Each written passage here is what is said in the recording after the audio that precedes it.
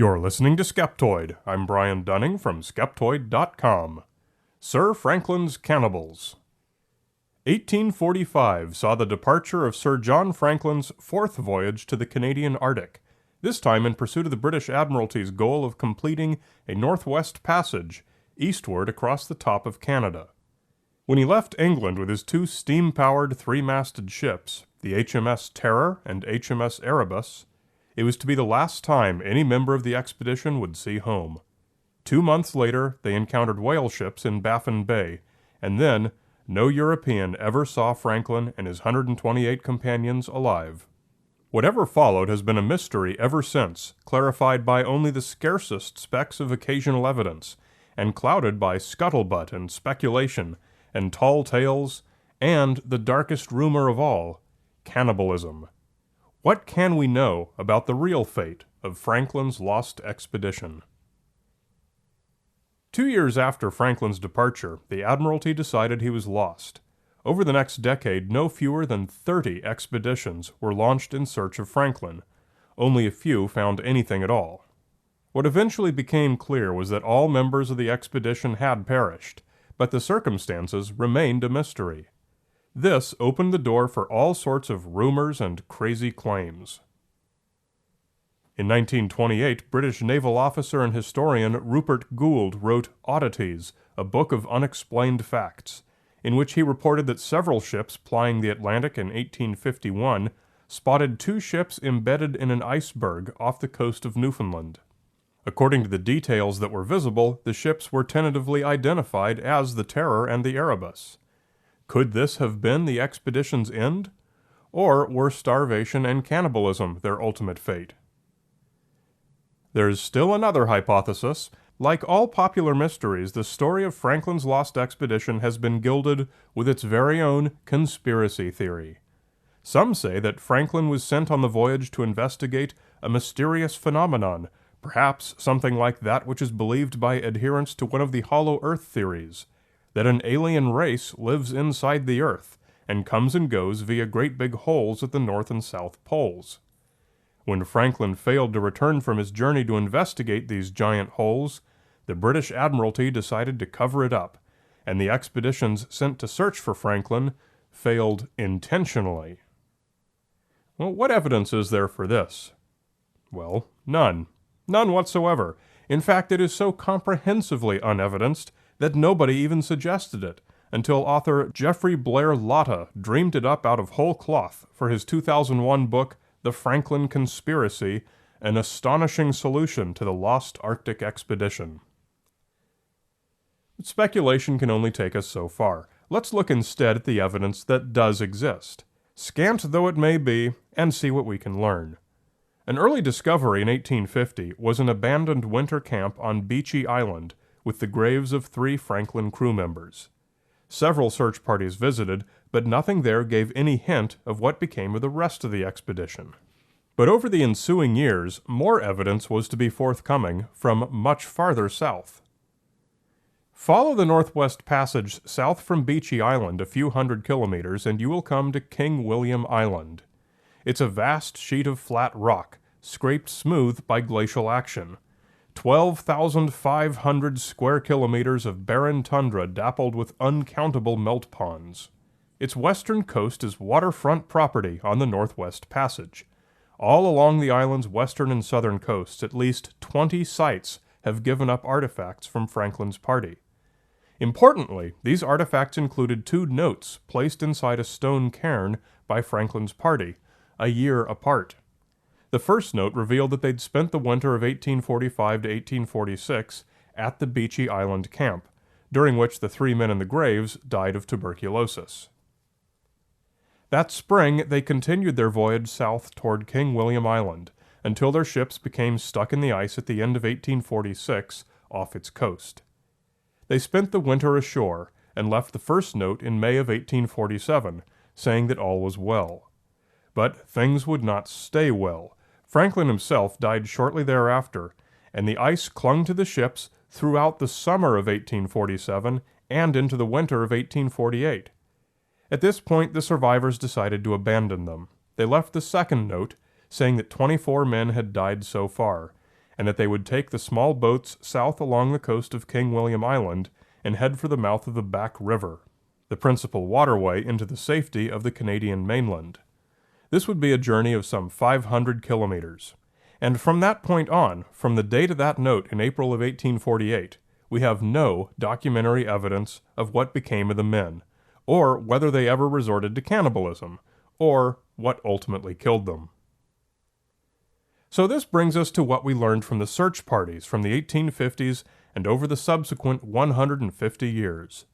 In 1854, an expedition led by John Ray, chief factor of the Hudson's Bay Company, collected silverware and other various artifacts that had belonged to the crew, proving that they had indeed made it all the way around King William Island and had started down the Adelaide Peninsula toward the Back River.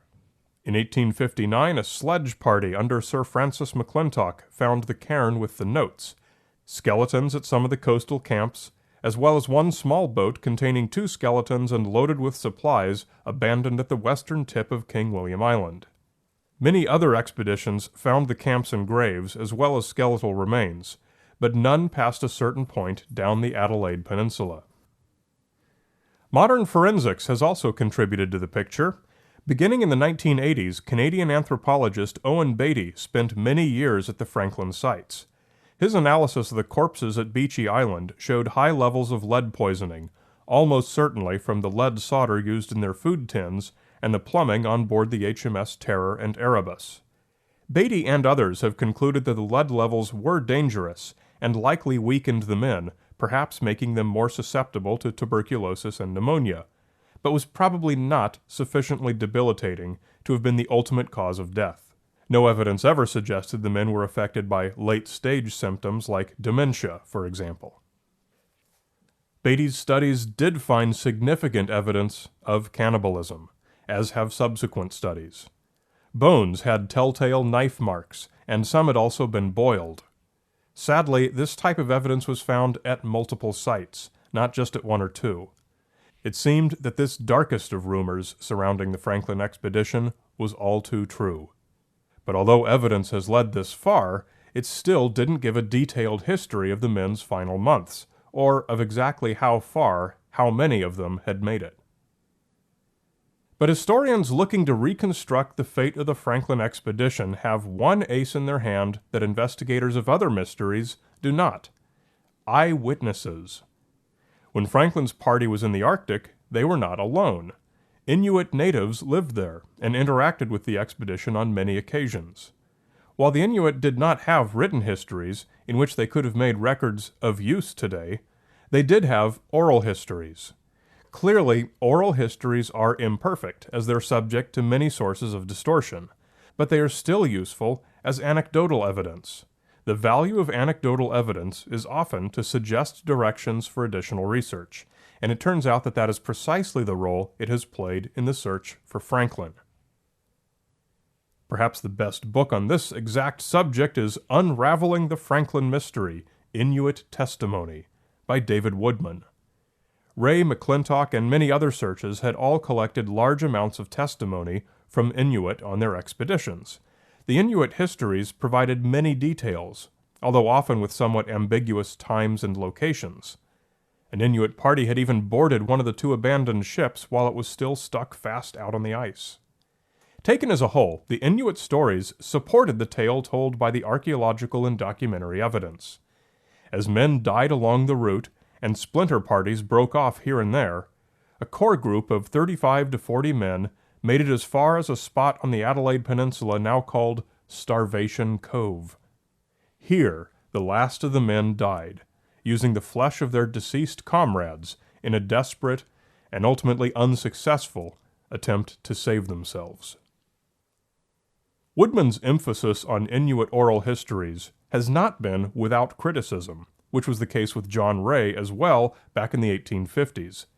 Ray, who lived among the Inuit, had learned to place a great deal of trust in their oral histories. One reviewer of Woodman's book wrote, "One bias, however, Woodman does stand by. In oral cultures, stories of fact, as distinct from myths, however old and told at however many removes, possess kernels of truth. They may be imbricated by cultural biases. Aspects of some individual stories must be dismissed as unreliable. There's one quote given by Woodman in his book that I think bears a special mention, and it's this, in reference to his reconstructed timeline of the Franklin party. Analysis of the wreck and the artifacts within will certainly disclose other errors in the reconstruction presented here, and force major revisions. I welcome this. No one is more aware than I that the current fragmentary state of evidence makes it possible to construct competing narratives of equal probability, and that the one presented in this book is simply my best imperfect effort. New evidence of any kind will reduce the number of possibilities and hopefully lead to a fuller understanding. Woodman's attitude is the very heart of science-based investigation. Just because we don't know something doesn't mean that it's unknowable, nor does it mean that we don't have a pretty good idea. And when we do have a pretty good idea, we must always welcome improvement and correction. By this process, we can be assured that our current theories are as good as we're able to make them, and will almost certainly get even better. In 2014, the wreck of the Erebus was found on the seafloor near where the crew abandoned it in the ice. It was the biggest and most solid piece of evidence yet supporting the currently accepted timeline. But like all the evidence in this case, it doesn't tell us much by itself. We need a combination of physical, documentary, and even anecdotal evidence to get even a nearly complete picture. Franklin's lost expedition provides an elegant example of the value of all types of evidence. Writing and producing this show is not just a hobby, it's my full-time job. Just as you depend on a new show every week, I depend on your monthly micropayment. If you're not already a supporter, please come to Skeptoid.com and click on Support Skeptoid. Please join me to make this a two-way street for both of us for many years to come. You're listening to Skeptoid. I'm Brian Dunning from Skeptoid.com.